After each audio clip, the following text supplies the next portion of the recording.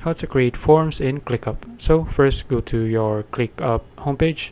Next is just select one of your project. Okay, now click on view here at the top, then look for form, and here it is. Click on it. Okay, now you can choose any of the form here, templates here, or you can start from scratch. So as for me, I'll just choose the feedback form, so click on it. Next is what you want to do is just customize this form. You can add task fields here, or just customize it here, change any of this, and then you can also preview it, and then this is what your form would look like.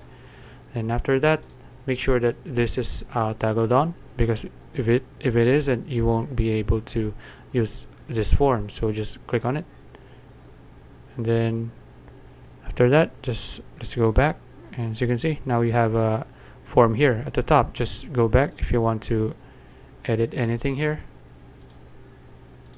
and that's it. If you found this video useful, please like and subscribe for more videos like this. See you in the next one.